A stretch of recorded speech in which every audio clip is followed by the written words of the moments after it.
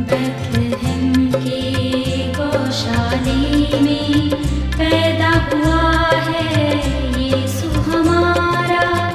आओ चले हम सिजदा करने, उस बालक ने हमको पुकारा, उस बालक ने हमको पुकारा। बैतलहम के गौशाले में पैदा हुआ है यीशु हमारा। आओ चले हम सिजदा करने, उस बालक ने हमको पुकारा, उस बालक ने हमको पुकारा। बैतलहम के गौशाले में पैदा हुआ है यीशु हमारा।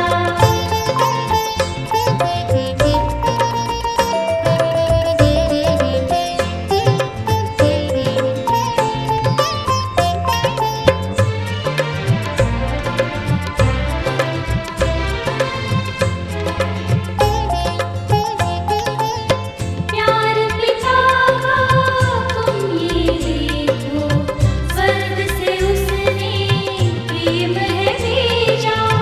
प्यार पिता का तुम ये देखो, स्वर्ग से उसने प्रेम है भेजा।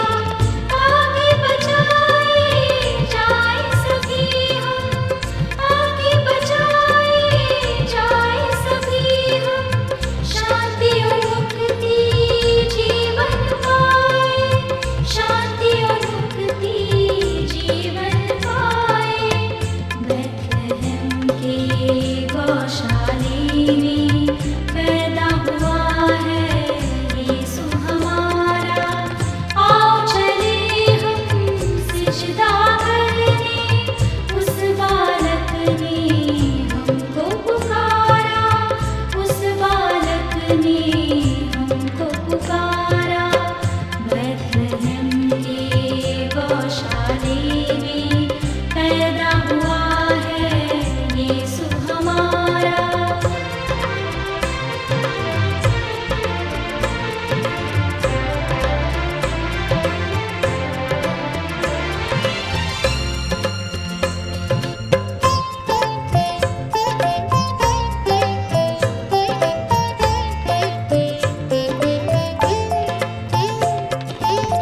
स्वर्ग में देखो चमका तारा, बैतलहम पर करता इशारा।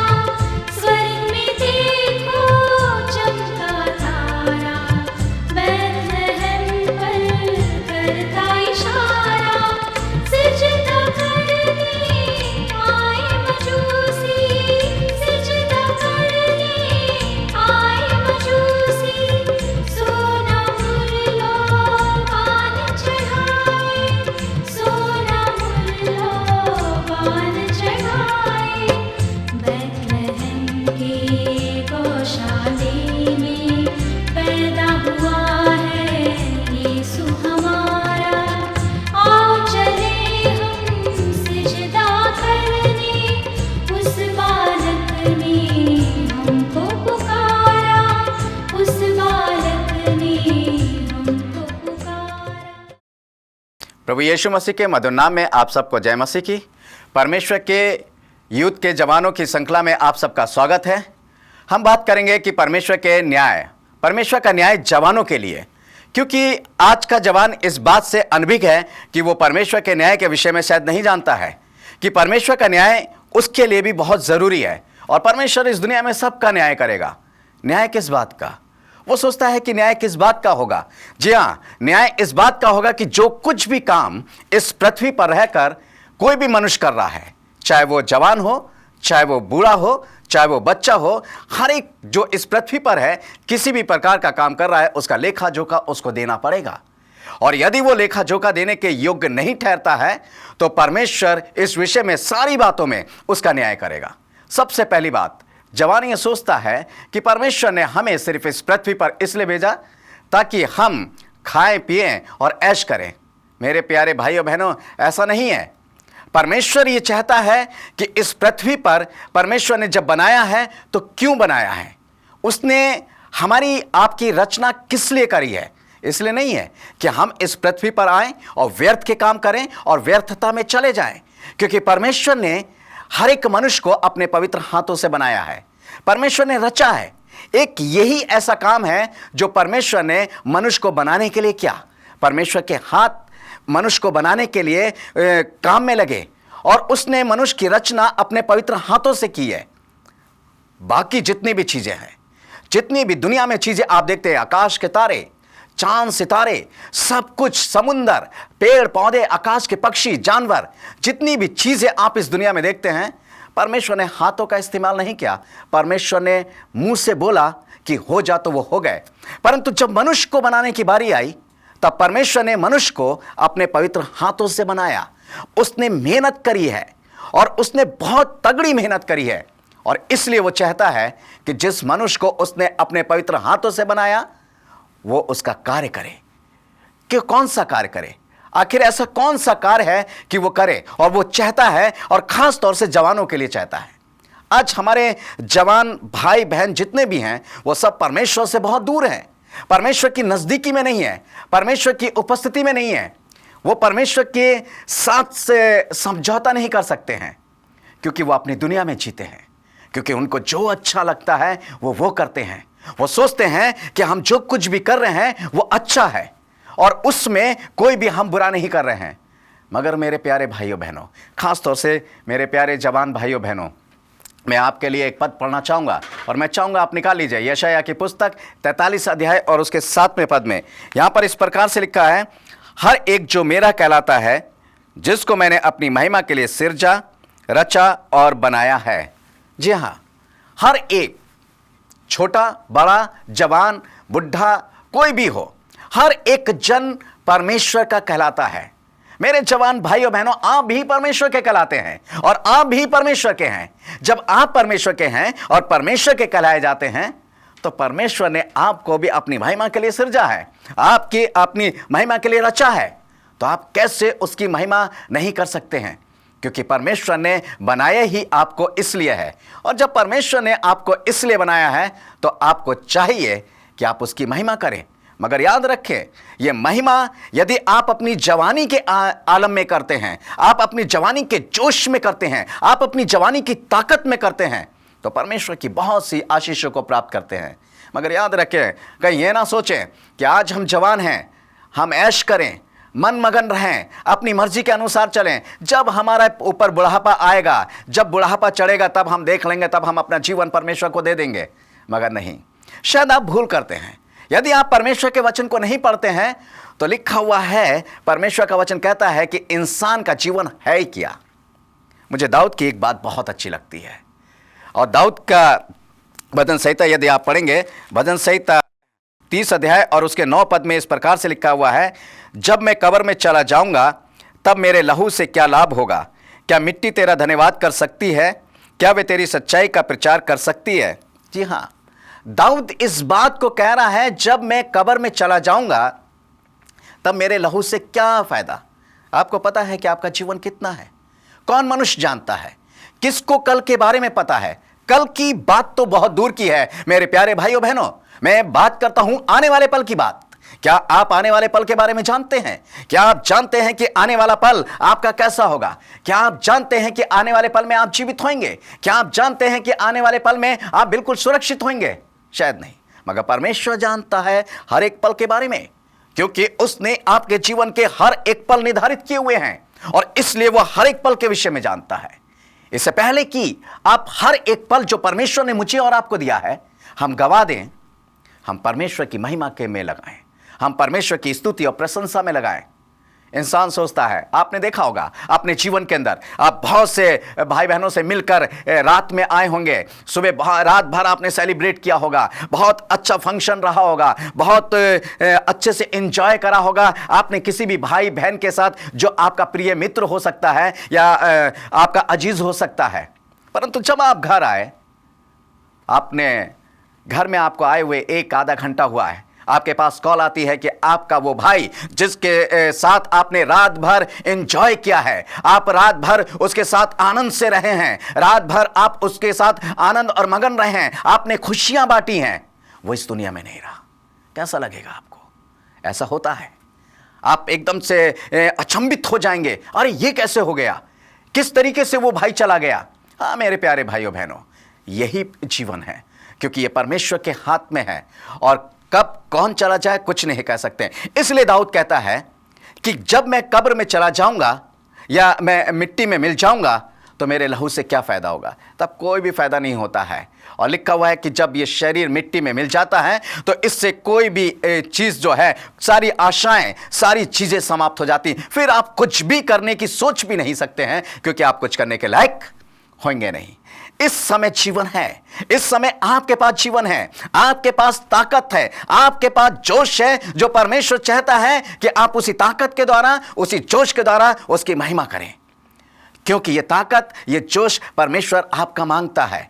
आप दुनिया की फालतू बातों में, दुनिया की फालतू चीजों में, दुनिया के फालतू चीजों में आप इस ताकत को इस्तेमाल कर रहे हैं, इस जोश को इस्तेमाल कर रहे हैं। एक बार परमेश्वर के लिए इस्तेमाल करके देखें मेरे प्यारे भाइयों बहनों। जब आप इस ताकत को परमेश्वर के लिए इस्तेमाल करेंगे तब आप पाएंगे कि आपके जीवन के अंदर एक नए तरीके का संचार हो रहा है। आप चाहेंगे कि आपके जीवन में कुछ नयापन हो रहा है, नहीं तो आपके जीवन में हमेशा वही पुरानापन होता है। मैं चाहूंगा यदि आप ऐसा नहीं करेंगे मेरे प्यारे भाइयों बहनों, परमेश्वर का न्याय आपके लिए है, आपको बुला रहा है, आपको समझाना चाहता है, आपको बताना चाहता है कि मेरे प्यारे भाइयों बहनों, मेरे प्यारे जवान बेटे बेटियों, मैं तुम्हें एक अल्टीमेटम देता हूं, मैं तुम्हें एक बात बताना चाहता हूं। और वो बात क्या है? मेरे साथ अगर आप बाइबल है तो निकाल लीजिए, सबोपदेशक की पुस्तक उसका 11वां अध्याय और उसके 9 पद में लिखा हुआ है, हे जवान अपनी जवानी में आनंद कर और अपनी जवानी के दिनों में मगन रह, अपनी मनमानी कर और अपनी आंखों की दृष्टि के अनुसार चल, परंतु ये जान रख कि इन सब बातों के विषय में परमेश्वर तेरा न्याय करेगा। हे जवान अपनी जवानी में आनंद कर, आनंद कर, कुछ भी, जो भी आनंद आप कर सकते हैं, इस संसार का जैसा भी आनंद, चाहे अच्छा हो या बुरा हो, आप प्राप्त करना चाहते हैं, करिए, शौक से कीजिए, कोई नहीं रोकने वाला है आपको, कोई टोकने वाला नहीं है आपको। आप, क्योंकि आप अपने बड़ों की मानेंगे नहीं। जब आप परमेश्वर की नहीं मान सकते, जब आप परमेश्वर की बात को नहीं समझ सकते हैं, तो आपके साथ में जो आपके बड़े बुजुर्ग रह रहे हैं, जो आपके बड़े लोग रह रहे हैं, जो आपको समझाना चाहते हैं कि दुनिया का आनंद जो है वो व्यर्थ का आनंद है, दुनिया का आनंद जो है वो आनंद नहीं है। इसलिए आप मगन रहिए, आनंद कीजिए।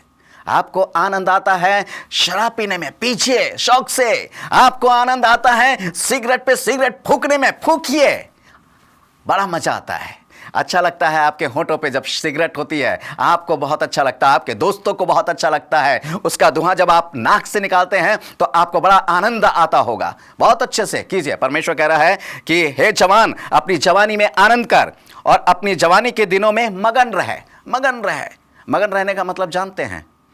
आप अपनी सुध-बुध में रहिए, किसी की मत सुनिए, बिल्कुल निश्चित हो कि जो कर सकते हैं आप वो कीजिए। किसी के बारे में सोचने और समझने की जरूरत नहीं है आपको, क्योंकि परमेश्वर इस बात को बता रहा है। और आगे क्या कहता है? अपनी मनमानी कर और अपनी आंखों की दृष्टि के अनुसार चल। अपनी मनमानी कर, जो भी तुम्हारे मन को भाता है, जो भी आपके मन को अच्छा लगता है आप कीजिए। आपके मन को अच्छा लगता है खूब शराब पीना, आपके मन को अच्छा लगता है समय बर्बाद करना, आपके मन को अच्छा लगता है आवारा घूमना, आपके मन को अच्छा लगता है कि आप फालतू बातें बोलना, आपके मन को अच्छा लगता है कि आप इधर उधर की बातों में बस फंसे रहें, कीजिए। और लिखा हुआ है अपनी आंखों की दृष्टि के अनुसार चल। अपनी आंखों की दृष्टि का मतलब जो भी आपकी आंखों को अच्छा लगता है। जी हां, सड़क पे चलती जवान बहनें को आप गलत दृष्टि से देखते हैं, आपको अच्छा लगता है उनको गलत दृष्टि से देखना, आप देखिए। आपकी आंखों को अच्छा लगता है कि परमेश्वर का वचन कहता है कि जब शराब धार के साथ उंडेली जाए तब उसको मत देखना, मगर आपको, आपकी दृष्टि को, आपकी आंखों को उसको देखना अच्छा लगता है। आप उंडेलिए, रोज उंडेलिए, खूब पीजिए, क्योंकि आपको जो अच्छा लगता है आप कीजिए। आनंद होइए, मगन होइए। मगर परमेश्वर का वचन क्या कहता है? यहां पर लिखा हुआ है, परंतु ये जान रख कि इन सब बातों के विषय में परमेश्वर तेरा न्याय करेगा। हाँ मेरे प्यारे भाइयों बहनों, इतना याद रख लीजिए, आपको कुछ जानने की जरूरत नहीं है। कम से कम इतना तो याद रखिए कि परमेश्वर इन सब बातों के विषय में परमेश्वर आपका न्याय करेगा। और जब परमेश्वर आपका न्याय करेगा, आपके पास जवाब होगा कोई? शायद नहीं। आप खामोश रहेंगे, आप किसी भी बात का जवाब देने के लायक नहीं रहेंगे। परमेश्वर आपसे पूछेगा, जब आप परमेश्वर के न्याय के सिंहासन के आगे खड़े होंगे, जब सारी दुनिया परमेश्वर के न्याय के सिंहासन के आगे खड़ी होगी, और जब आपको बुलाया जाएगा, जब आपकी बारी आएगी, जब आपका नाम लेकर बुलाया जाएगा कि इस बेटे को बुलाया जाए और उससे कहा जाए कि तुमने इस पृथ्वी पर जो कुछ भी किया, जो तुम्हें अच्छा लगा, तुमने अपनी जवानी को व्यर्थ में गवाया, तुम्हारी आंखों की दृष्टि में जितनी भी बुराई कर सकते थे तुमने वो करी क्योंकि तुम्हें अच्छी लगी। तुमने आखिर ऐसा क्यों किया? आप ये नहीं कह सकोगे कि प्रभु मुझे उस समय समझाने वाला कोई नहीं था, हे प्रभु मुझे बताने वाला कोई नहीं था, हे प्रभु मुझे सचेत करने वाला कोई नहीं था। क्योंकि आज कदम कदम पे परमेश्वर के सेवक इस बात को बताते हैं कि एक जवान बेटे और बेटियों को कैसा जीवन जीना चाहिए। आज वो हमारे बुजुर्ग लोग इस बात को बताते हैं क्योंकि उन्होंने अनुभव किया है कि उन्होंने अपनी जवानी में कैसी कैसी गलती करी और उसके परिणाम उनको कैसे भुगतने पड़े। वो अपना एक्सपीरियंस आपको बताते हैं, अपना अनुभव आपको बताते हैं। मगर मेरे प्यारे भाइयों बहनों, सही बात है, जब हम अपनी जिंदगी में मगन होते हैं, जब हम अपने आनंद में लिप्त होते हैं, जब हम अपनी बातों में फंसे रहते हैं, जब हम अपनी ही उलझनों में रहते हैं, जब हम अपने ही शौक में रहते हैं, जब हम अपनी ही बुराइयां जो हमें अच्छी लगती हैं उसमें फंसे रहते हैं, तब हमें किसी के भी सुनने की ज़रूरत नहीं होती है। हमारा जीवन जानते हैं कैसे हैं? मैं एक छोटी सी कहानी बताना चाहूँगा। एक पिता था, उस पिता ने अपने बेटे को मिट्टी के 10 गोले दिए।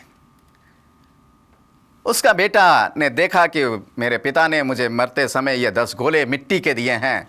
वो खिसिया गया, 10 गोलों को वो ले गया और बहुत गहरी उमड़ती नदी थी, बहुत गहरी नदी थी। उसने एक एक करके उन गोलों को मिट्टी में नदी में फेंक दिया। और जब वो आखिरी गोला फेंकने जा रहा था तो किसी तरीके से वो गोला उसके हाथ से छूट गया और उसके पैरों पे गिर पड़ा और वो टूट गया। और जब वो टूट गया तो उस गोले के अंदर क्या निकला? बेशकीमत मोती में निकले, जिनका कोई मूल्य नहीं था। बहुत अच्छे मोती और कई उपहार उसके अंदर निकले। वो सन्न रह गया, वो देखता रह गया कि ये आखिर मैंने क्या किया है। जब मैंने ये किया तो वो अचंभित हो गया, वो रोने लगा वहां पर फूट फूट के कि मैंने 9 गोले फेंक दिए। मेरे प्यारे भाइयों बहनों, ये जवानी ही आपके गोला है। ये जवानी के बहुत सी बातें जो परमेश्वर ने आपको दिया है, जैसे जोश और आपका नई उमंग जो आपके अंदर है, कुछ करने की दृढ़ता आपके अंदर है, ये परमेश्वर ने आपको दिए हैं। आप एक एक करके जब इन गोलों को फेंक रहे हैं, अंतिम में जब आप पाएंगे तो आप कहेंगे कि आपने बहुत कुछ खो दिया। उन बुजुर्गों से पूछिए जिन्होंने अपनी जवानी में बहुत कुछ खो दिया परंतु वो आज तक पछता रहे हैं, यहां तक कि वो मृत्यु के कगार पर हैं तब भी वो पछता रहे हैं। कहीं ऐसा ना हो कि आपको भी पछताना पड़े, परंतु फिर तो सब कुछ बर्बाद हो चुका होगा। मेरे प्यारे भाइयों बहनों, जब परमेश्वर के न्याय के सिंहासन के आगे बैठेंगे तो परमेश्वर न्याय करेगा, आपके और सबके विषय में न्याय करेगा। और खास तौर से वो जवानों से कहता है, हे जवान, अपनी जवानी में मगन रहे, आनंद कर, जो कुछ भी तुझे अच्छा लगता है अपनी आंखों की दृष्टि के अनुसार चल। मगर इतना याद रखिए मेरे प्यारे भाइयों बहनों कि इन सारे विषयों के में परमेश्वर आपका न्याय करेगा। आपके पास कोई जवाब नहीं होगा। मैं चाहूंगा इस न्याय के विषय में मेरे साथ निकाल लीजिए प्रकाशित वाक्य की पुस्तक और उसका 20 अध्याय और उसका 11 से 15 पद तक। यहाँ लिखा है, फिर मैंने एक बड़े श्वेत सिंहासन और जो उस पर बैठा हुआ था देखा, और उसके सामने से पृथ्वी और आकाश भाग गए और उनके लिए जगह ना मिली। फिर मैंने छोटे बड़े सब मरे हुओं को सिंहासन के सामने खड़े हुए देखा और पुस्तकें खोली गईं और फिर एक और पुस्तक खोली गई, अर्थात जीवन की पुस्तक। अर्थात उन पुस्तकों में जो लिखा हुआ था वैसे ही उनके कामों के अनुसार उनका न्याय किया गया। जी हाँ, जितने भी मरे हैं, छोटे बड़े सब, जवान भी, और पर पुस्तकें खोली गई। लिखा हुआ है कि पुस्तकें खोली गई। कौन सी पुस्तकें? हर एक के लेखे जोखे की पुस्तक जो है वो लिखी जा रही है। आपके भी कामों की पुस्तकें जो है वो लिखी जा रही हैं, और उसमें लेखा जोखा सब लिखा जा रहा है कि आप इस पृथ्वी पर आकर क्या कर रहे हैं, आपने कौन कौन से काम किए हैं, क्या परमेश्वर की इच्छा के अनुसार आपने जीवन को जिया, क्या परमेश्वर की इच्छा के अनुसार आपने कोई कार्य किया, नहीं किया, लिखा जा रहा है। मगर लिखा हुआ है कि एक अंतिम पुस्तक, एक और पुस्तक खोली गई, और वो पुस्तक है जीवन की पुस्तक। और जीवन की पुस्तक में जिस किसी का नाम नहीं लिखा हुआ मिला, वो परमेश्वर के राज से बाहर होगा। वो परमेश्वर के राज से उसे निकाल दिया जाएगा, और वो उस अथाह कुंड में डाला जाएगा जहां रोना और दांतों का पीसना होता है। मेरे प्यारे भाइयों बहनों, कहीं ऐसा ना हो कि ये रोना और दांतों का पीसना आपका जिंदगी भर तक चलता रहे। वो जीवन की पुस्तक में, और वो जीवन की पुस्तक है प्रभु यीशु मसीह। जी हाँ, प्रभु यीशु मसीह के जीवन में हमें, मेरा और आपका नाम लिखा होना चाहिए। अगर आपका नाम उस मेमने की पुस्तक में है, उस मेमने की पुस्तक में नाम लिखा हुआ है, तब आप बच जाएंगे। यदि आपका नाम उस मेमने की जीवन की पुस्तक में नहीं है तो सीधे सीधे नरक में डाल दिए जाएंगे। अब आप सोचेंगे कि कैसा लिखा जाएगा। जी हाँ, आपने देखा होगा कि मैंने पहले ही पद पढ़ा, यशायाह 43 अध्याय उसका 7 पद, हर एक जो मेरा कहलाता है, जिसको मैंने अपनी महिमा के लिए सिरजा, रचा और बनाया है। किस लिए? अपनी महिमा के लिए। हमें परमेश्वर की महिमा करनी है, अपनी ताकत के द्वारा, अपने जोश के द्वारा, अपनी हर उमंग के द्वारा, अपनी दृढ़ता के द्वारा, और हर एक उस लक्ष्य को प्राप्त करना है जो प्रभु यीशु मसीह की ओर जाता है। तब हम परमेश्वर की महिमा कर पाएंगे। यदि हम परमेश्वर की महिमा को नहीं कर सकते तो हम परमेश्वर के राज से बाहर हो जाएंगे। और लिखा हुआ है कि परमेश्वर का वचन कहता है कि हर एक का न्याय किया गया। आपने पढ़ा होगा कि इब्राहिम के बारे में परमेश्वर का वचन ये कहता है कि जब इब्राहिम ने परमेश्वर पर विश्वास किया, आप जानते हैं कितने साल विश्वास किया?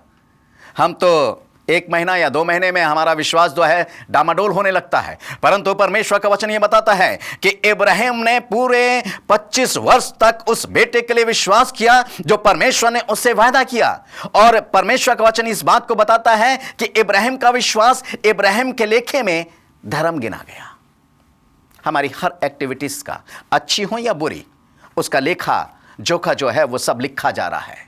आप बनिए के पास जाते हैं, अगर आप उसका उधार लेते हैं तो वह अपने बही खाते में आपका डेट लिखता है और सारा सामान लिखता है कि आपने किस डेट में कितना सामान लिया है और कौन कौन सा सामान लिया है। जी हाँ, हर एक का लेखा जोखा परमेश्वर के राज में लिखा जा रहा है कि आप इस पृथ्वी पर किस डेट में और किस समय में आपने कौन सा कार्य किया है। यदि आपने अच्छा कार्य किया है तो ठीक है, और यदि आपने बुरे कार्य किए हैं तो परमेश्वर फिर आपको अपने राज से बाहर निकाल देगा। तो मेरे प्यारे भाइयों बहनों, आइए हम मिलकर परमेश्वर की महिमा करें। और जब हम परमेश्वर के लिए अपने आप को तैयार करते हैं, परमेश्वर की महिमा करते हैं और परमेश्वर के आगे जब खड़े होते हैं, तब हम परमेश्वर के न्याय में यदि हम सच्चे ठहरते हैं तो परमेश्वर की आशीषों को प्राप्त करते हुए परमेश्वर के राज के वारिस बनते हैं। तो आइए परमेश्वर के राज के वारिस बने और छोड़ दें इन सारी बुराइयों को। जब परमेश्वर इस पृथ्वी की सब चीज़ों को ख़त्म करेगा तो फिर हमें भी परमेश्वर जो है इस पृथ्वी के साथ नाश कर देगा। क्यों? क्योंकि हमारा जितना भी कार्य रहा है, जितना भी समय रहा है, इस पृथ्वी के साथ जुड़ा रहा है। मेरे प्यारे भाइयों बहनों, हम इस पृथ्वी के साथ जुड़े ना रहें, क्योंकि परमेश्वर का वचन कहता है कि जिस किसी का नाम जीवन की पुस्तक में नहीं पाया गया वो परमेश्वर के राज से बाहर निकाला गया और उस नरक की आग की झील में डाला गया। तो नरक की आग की झील में मैं और आप क्यों डाले जाएं? मैं और आप परमेश्वर के बनाए हुए लोग हैं, मैं और आप परमेश्वर के लोग हैं। और परमेश्वर ने मुझे और आपको बनाया है, इसलिए बनाया ताकि मैं और आप मिलकर परमेश्वर की महिमा करें। तो मेरे प्यारे भाइयों बहनों, आइए हम परमेश्वर की महिमा करें, क्योंकि परमेश्वर ने इसलिए हमें रचा है। आइए हम परमेश्वर की महिमा करें, क्योंकि परमेश्वर ने इसलिए रचा है। आइए हम मिलकर परमेश्वर की महिमा करें, क्योंकि परमेश्वर ने इसलिए हमें बनाया है। और जब परमेश्वर ने बनाया है तो फिर हम पूरे जोश के साथ, पूरी आत्मिकता के साथ, पूरी मगन के साथ परमेश्वर की महिमा करें। कहीं ऐसा ना हो मेरे प्यारे भाइयों बहनों कि इस दुनिया के अंत में जब हम परमेश्वर के सामने खड़े हों तो सबके सामने हमें शर्मिंदा होना पड़े। हम क्यों शर्मिंदा हों? हम क्यों शर्मिंदा वाले काम करें? हम क्यों नहीं परमेश्वर की महिमा करें और परमेश्वर के राज्य में प्रवेश करें? और सिर्फ अकेले नहीं, बल्कि अपने हर एक उस नौजवान दोस्तों को, उन नौजवान प्रियजनों को जो नरक की आग की ओर बढ़ रहे हैं, जो विनाश की ओर बढ़ रहे हैं, मेरे प्यारे भाइयों बहनों, आइए उनको घसीट लाते हैं अब परमेश्वर के राज्य में, उनको उसमें से निकाल लेते हैं जो विनाश की ओर बढ़ रहे हैं। आपके पास ताकत है, आपके पास जोश है, आपके पास उमंग है, आप कुछ भी कर सकते हैं। और इसलिए परमेश्वर आपको चुनता है, आपको बुलाता है, आपकी ताकत को यूज करना चाहता है अच्छे कामों के लिए, आपके जोश को इस्तेमाल करना चाहता है अच्छे कामों के लिए। तो मेरे प्यारे भाइयों बहनों, आइए हम आ जाते हैं और उन अच्छे कामों को, परमेश्वर के अपनी ताकत को, अपने जोश को परमेश्वर के लिए इस्तेमाल करते हैं और परमेश्वर की महिमा के लिए बहुत से नौजवान भाइयों बहनों को खींच लाते हैं जो विनाश का है। हम खुद भी बचें और दूसरों को भी बचाने की कोशिश करें। कहीं ऐसा ना हो कि एक कहावत है कि सनम हम तो डूबेंगे, तुम्हें भी ले डूबेंगे। मेरे प्यारे भाइयों बहनों, ऐसा नहीं होना चाहिए।